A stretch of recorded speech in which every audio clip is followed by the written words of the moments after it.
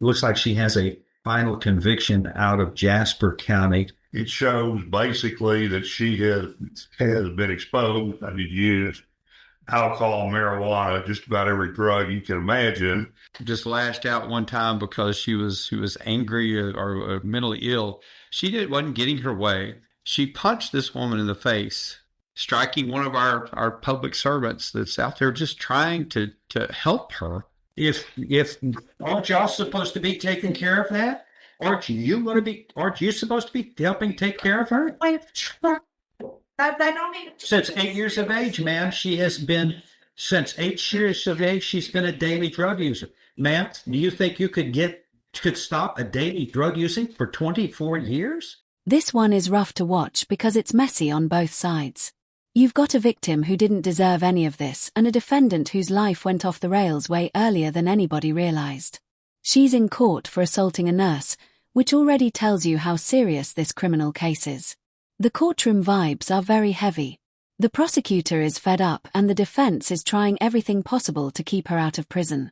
But the part that really hits is when you hear what she's been going through and how long this addiction has been dragging her life around. Make sure you watch till the end because things get tense when a family member decides to speak up at the worst possible moment.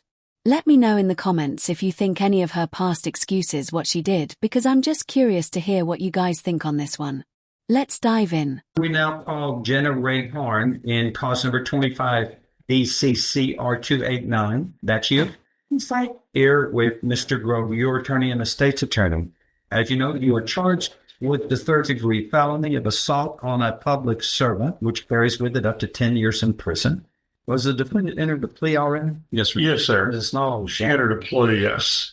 You've entered a plea of guilty to the third-degree felony of assault on a public servant. A pre-sentence report has been prepared, and the parties had an opportunity to review it. Are there any corrections or changes to it? The agreement that you entered into was that whatever sentence shall not exceed a cap of 5 years in prison. So we are looking at no less than 2, nor more than 5 years confinement. Deferred or unadjudicated probation can be assessed. She looks like she has a final conviction out of Jasper County for evading arrest, but she could still get regular probation from the court, but not a jury of slam. Okay, those are your options. Go ahead, Mr. Grove. And Judge, and this is not a change, it's just something that I noticed on page 2, restitution issues. It says restitution issues, and there are none. I believe there is a restitution issue, but it was not part of the plea bargain and restitution be paid. I'm not objecting to that. I just want to make sure that I'm not weighing it inside because I think restitution may be applicable. I don't object. Show any requested further complaining and yes, I did. Hold on. Amount of loss. This is not even the right person. I believe nothing in my fault. I believe, Judge, what happened was a letter was sent out by Mr. Giblin saying that, if you have any restitution, send it in or something like that. I have not seen a number. There's no restitution. No restitution. However, there is restitution involved in the case. Well, just to get into it, because on page you're talking about the pre-sentence report. The pre-sentence report, yes, sir. And that's made a part of the records for all purposes. Yes, sir. And this is not an objection to that, but that there was an analysis made by the complainant who basically, I guess, said that, talked about how much that this case had changed her and that now she could no longer work as a registered nurse because of that. And she was having to pay daily records to pay restitution and medical damages from this. There's not a number that's mentioned in here. The probation officer did not put one in. Miss Ramirez or Melanie Ramirez was. That's not shown. They get it from us, Judge, and if we get a request in from the complaining witness, we send out a letter say, if you have anything, send it to us. And I didn't show anything in my file that says. No, but the pre-sentence report clearly says she's got medical. Well, she says she did, but they have to send in something for us to be able to give them out, Judge. Okay. In addition to the physical and emotional impact this assault has had, I have suffered significant financial loss due to medical bills. missed work, co-pays, etc. As I struggle to work overtime to pay medical bills, I'll double check and it. go to therapy and heal from the trauma, I have one request from the court. I request the defendant be sentenced to state prison. Violence against public servants cannot be tolerated. And this is, thank you, regards the complainant, registered nurse. Well, something happened there because I'm looking at restitution that Judge, I know it says that, but like I say, I cannot ask for something I do not have a number of. all right. I can't just say generally ask for restitution. I'm looking to make sure in the file that there's nothing there's. Okay. Go ahead, David. Let me give you a little bit more background on Miss Horn, and I'm going to try to be brief. Miss Horn has suffered from mental health problems, treatment, and services for many years. Starting back on page 4 under the substance abuse history, it shows basically that she has been exposed and used alcohol, marijuana, just about every drug you can imagine during the time that she has been treated. This particular Voluntary use. I'm sorry. Voluntary use of the substance. I don't dispute that. I'm just not say, but I think it's in there. I just want to make the point of it. And you're not asserting she's incompetent or insane. No, sir. No, sir.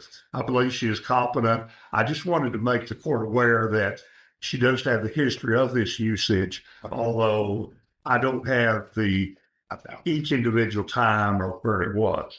Now, on this particular occasion, unfortunately, Miss Horn was arrested and taken to the Baptist Hospital Beaumont Neurological Center, where she was treated. Now, the court is aware that's where people that have mental and intellectual problems quite frequently are treated.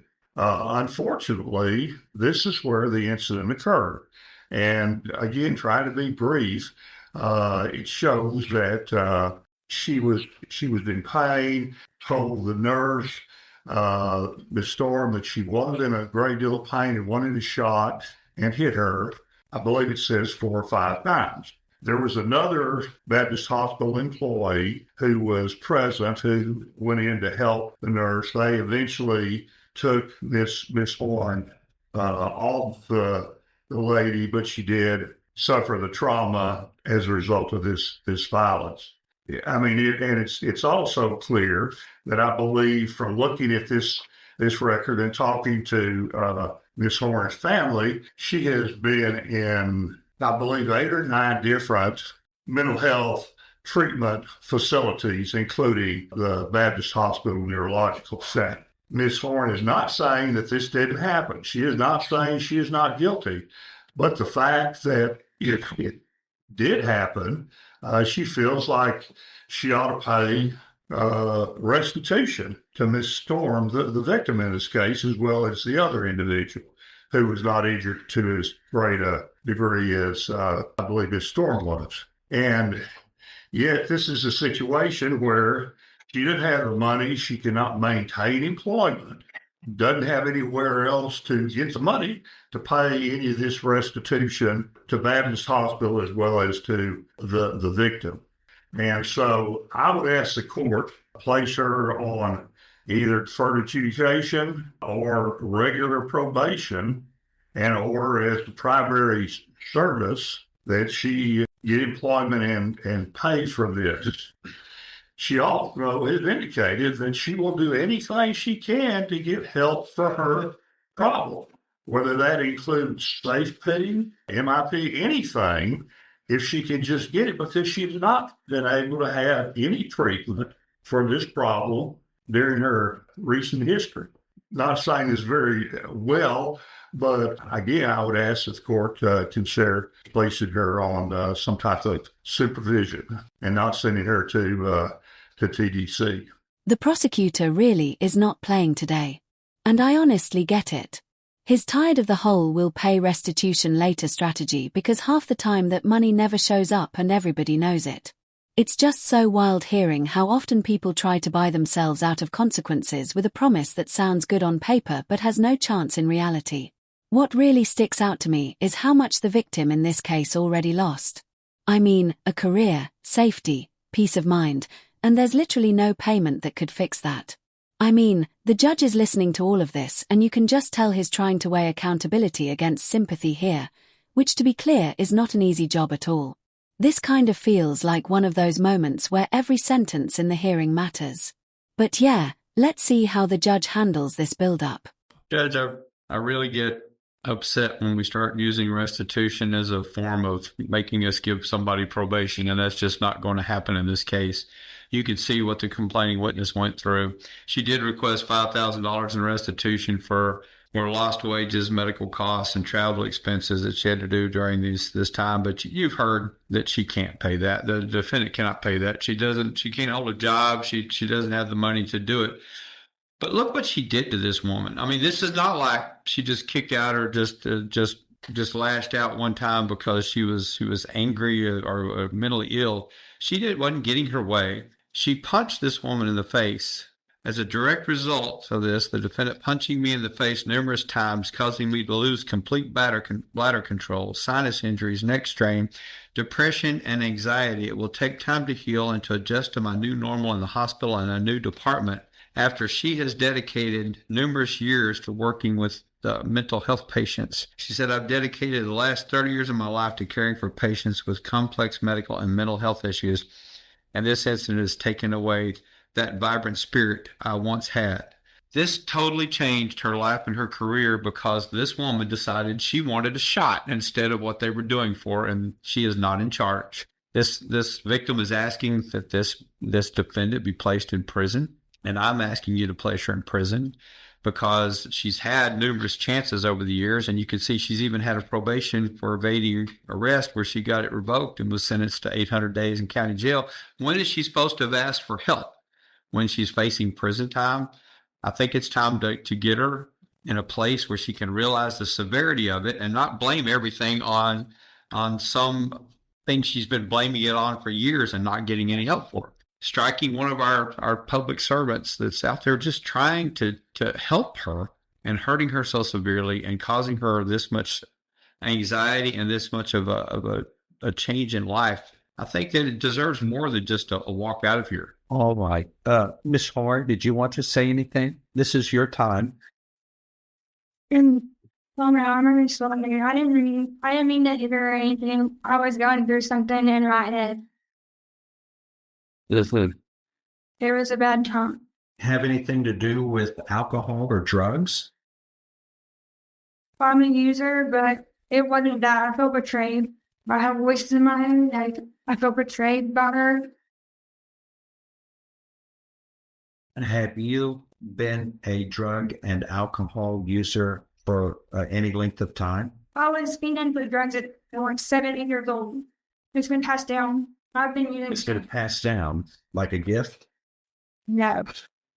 It's hell. I don't want to do it anymore. You. Addicted. Okay. Well, who caused you to use drugs and alcohol? My dad was an alcoholic for 28 years. Ma'am, My dad was an alcoholic for 28 years. what about drugs? Yeah. Where did you get drugs and alcohol from? What? Anywhere?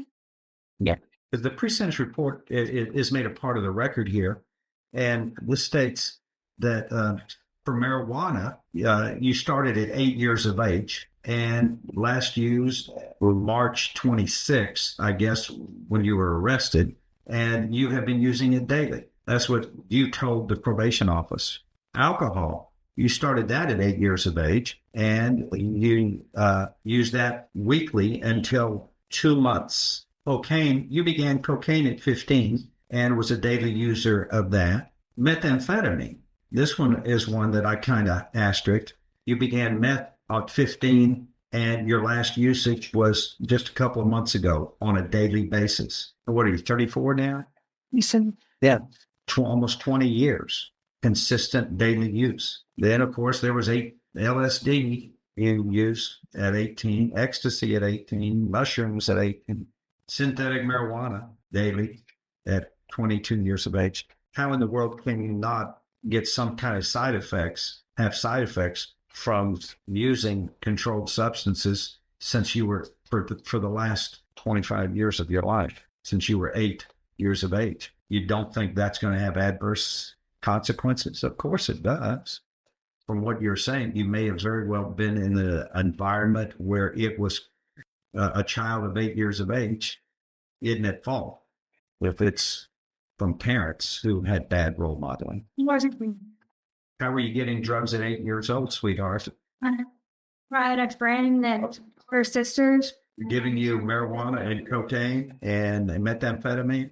This is marijuana and alcohol at 8, and then cocaine and meth and amphetamines at 15 years of age. This is terrible. Of course, that's going to lead you to a catastrophic end. And here we are in court. And it says your drug of choice is methamphetamine. What can I wouldn't want that on my certificate of achievement. No, it's just terrible.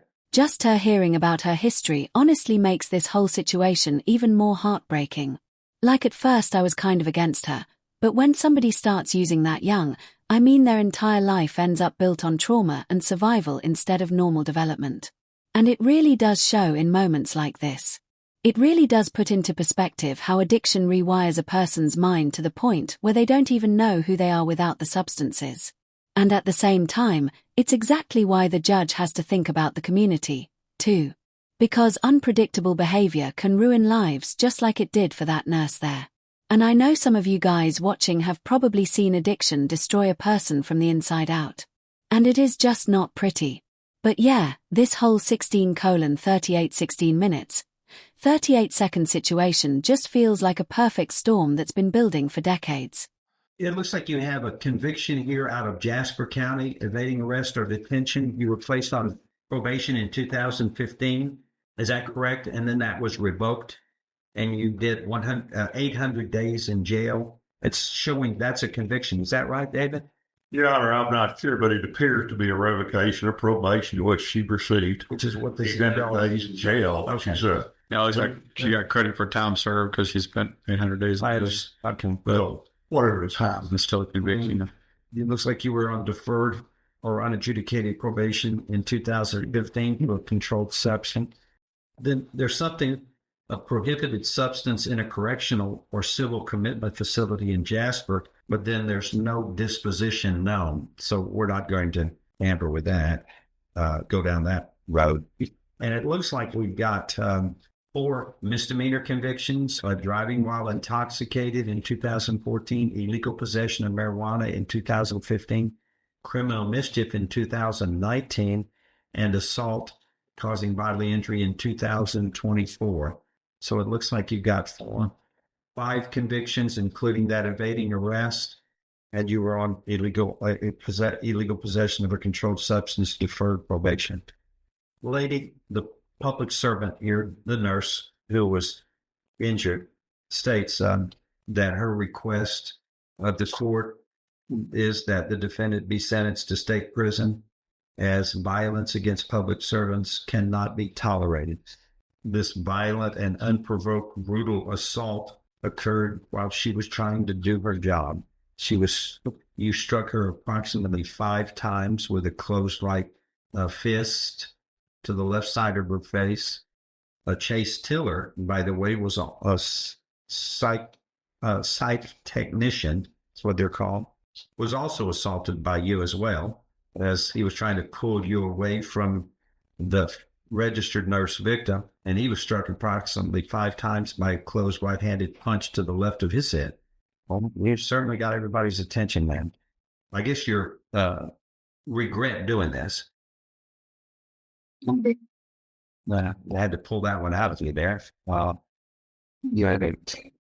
Hard to place blame on myself in that state of mind. But your attorney states there was no issue on mental illness so that you were insane. There is not an issue where you are incompetent. Thus, without that, you are required to conduct yourself like all of us, follow the rules and not commit crimes and hurt people. But once again, someone who has been a daily drug user since 8 years of age you're going to have some problems. You're going to have some conduct problems. All right. In fact, here's what's interesting is that this occurred on or about January 31st, 2025, but you told the probation officer that you've been a daily methamphetamine user and amphetamine user since you were 15, and the date of last use was March 26th of 2025, which is 2 months after you assaulted this lady. Even an assault like this doesn't stop you from using drugs. In fact, you were indicted on March 5th, and this says your last date of use was March 26th. March 24th was when she was arrested. Oh, okay. There you go. The day of your arrest was the last time you used methamphetamine and amphetamine, according to you. Okay. Anything else to add? No, yeah. If nothing further, I'm going to find, man, you have pleaded guilty voluntarily. You are mentally competent to do so. You understand and appreciate the consequences of pleading guilty. There's sufficient evidence supporting your guilty plea from State's Exhibit 1 admitted in your guilty plea hearing to find you guilty beyond a reasonable doubt, and I now find you guilty beyond a reasonable doubt of this third-degree felony of assault on a public servant. And following this agreement, you are hereby sentenced to confinement in the institutional division of the Texas Department of Criminal Justice to serve a term of 5 years. You will be given credit for all time you have served. Yes, ma'am. You don't. Yes, ma'am.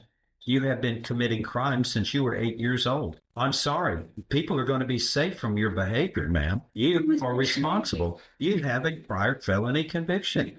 No, they're going to help you. They help you in prison. They'll try to help you, but you've got to do this. You've got to start helping yourself, ma'am. You've got to start making the right choices and decisions. You've been endangering people for far too long. Whether you agree with it or not, that's the court's order. Anything else? That's all. No, yeah. Well, Yeah, thank you about the deal.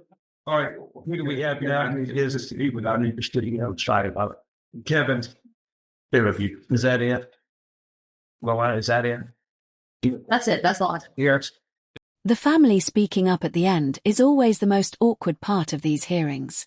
It's like everybody suddenly remembers they care once the sentence is already set in stone. I mean, I've seen this so many times. I mean, nobody steps in early. Nobody helps when the warning signs are there, but they'll jump in at the finish line hoping to change something. Like, I just don't understand that mentality. The judge calling that out is honestly so refreshing because accountability doesn't stop at the defendant. I mean, when she literally started at 8 years old, I mean, the parents are so to blame. Like, there's no sugarcoating that. And you could just feel how uncomfortable the whole room gets when he asked where everybody was when she needed help years ago.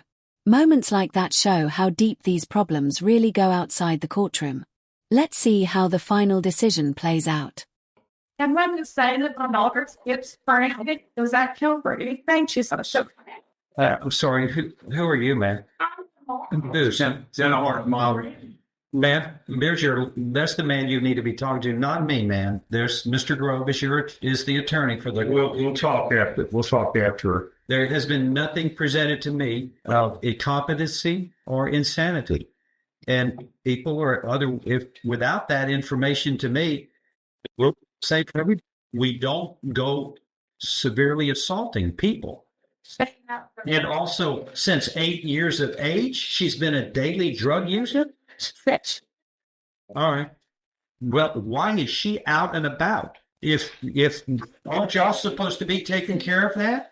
Aren't you supposed to be helping take care of her?